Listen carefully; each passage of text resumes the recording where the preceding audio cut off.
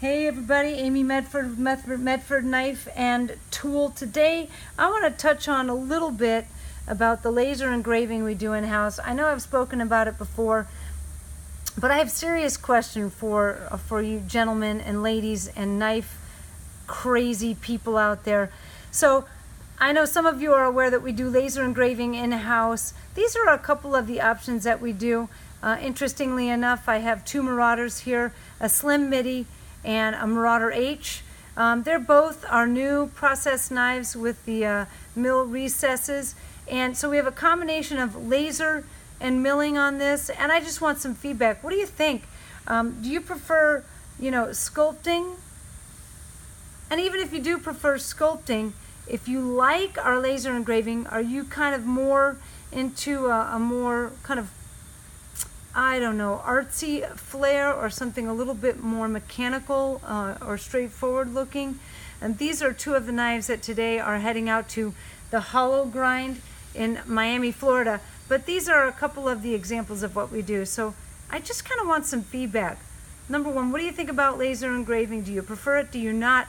And then what type do you gravitate towards? And then let's talk about all these knives today that are headed out to Hollow Grind. I'm going to start with a couple of our more straightforward, kind of classic, everyday carry. 187 drop point, one of the two that are still available on our 187 offerings. The 187 flipper and the drop point are the two that are still available. I mean, this is just a whole lot of knife here for the price point. All titanium. I have one in bronze and one in blue. The other possibility for the 187s in all titanium is tumbled. So those are the three options. We do still offer the G10 version in this. The price point's a little different. Just feel free to call the factory for any pricing, okay? Two of our Theseus here, a little bit more tactical here. The handle and spring on this, I'm not sure if you can tell, they're a heavily tumbled PVD. So they're not a thick matte black. They start off as a matte black, and then you can see where the stone washing process has abraded the material just enough to give it kind of that more authentic, antiquated, very cool look to it. D2 tumbled blade and tumbled PVD handle and spring. Here's a little bit maybe more for the collector in you. Our fifth option with the custom sculpting adds a little bit more finesse to the knife, sporting the new clip on it. The Proxima here has some custom sculpting on it. It's got a dual finish. So the handle and spring have been PVD coated, and then our in-house art sculpting specialist Joe went in and did some hand sculpting and grinding on the handle and spring. Bronze anodized it. Bronze anodized the clip to match and the groove as well. Very cool. On the second tier here are all of our Marauder knives. We have the slim middies here. And I know these are separated, but here's a full thickness MIDI, so if we are to compare the two, you can see the difference. The slim MIDI being the slimmest knife that we offer currently. Of the three slims, we have the laser engraved. I'm kind of referring to this as a Frank Lloyd Wright pattern. It does have that kind of architectural arts and crafts appeal to it, but a little bit more grid-like. So I think that's very cool and masculine and very fitting for this knife. This one has a polished or a faced handle and then flamed to kind of give it that oil slick iridescent appearance, and the bottom one blue anodized. So blue anodized, bronze spring flamed clip to complement the polished and flamed handle, and kind of a more architectural laser engraved. Oh, and I like that. Just bare bones tumbled spring. The MIDI Marauder, full thickness. It has some hand sculpting done to it, very similar to the Proxima.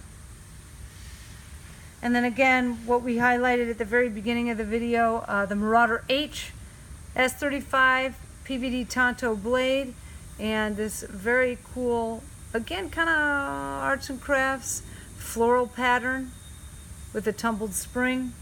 And then we cannot ignore the absolute badassery of our fixed blade, the Usmc fighter knife.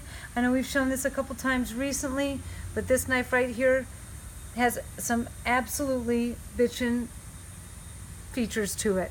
The fixed fighter and the fixed Raider, and we talked about the other day, and hopefully we've started to get feedback on that video, the difference between whether you're a Kydex person or a leather person. And so these are the Raiders. One satin, one PVD. All right. So this is headed out to Hollow Grind. Dave Scheingold, hi, how are you? He is the owner of the business out there in Miami. 305-283-3541. The web address is thehollowgrind.com. And just to kind of circle the wagons back around again on the leather versus Kydex thing, you know, I can see the benefits to the two. I really can. I would probably venture to say that Kydex is more preferred with tactical guys who are on the ground, maybe EOD guys, maybe Marine guys, maybe more classic down in the dirt guys that are really using their knives and want to be able to, you know, put that back in the sheath real fast, real quick, kind of hard and durable, and not worry about whether they're going to scratch or nick or muss up the sheath at all. Whereas the leather, there's a subtlety to how to sheathe the fixed blade into the sheath the first time. That will be included in the packaging for this knife, so if you have any uncertainty about it, Greg filmed a video about it, and there will be in with the knife instructions on how to sheathe the knife. And that absolutely I can see has a more collector appeal, maybe more old school, and a little bit more subtlety to how you care for and carry the knife. So that is my intuitive kind of response to how I think guys might respond to the Kydex versus the leather, but I don't carry fixed blades, so I don't really know. It's all just kind of guessing for me. But what I'm not guessing about are the coolness to these knives headed out today. Talk to me in the doodly-doos about our laser that we do in-house. We really do love the feedback. We love that you guys watch the videos, and the more you interact and communicate with us, the better a company we can be and serve you guys. So let us know what you think. We look forward to hearing from you. Amy Medford with Medford Knife and Tool, Kevin behind the camera. Till the next time, I'm out.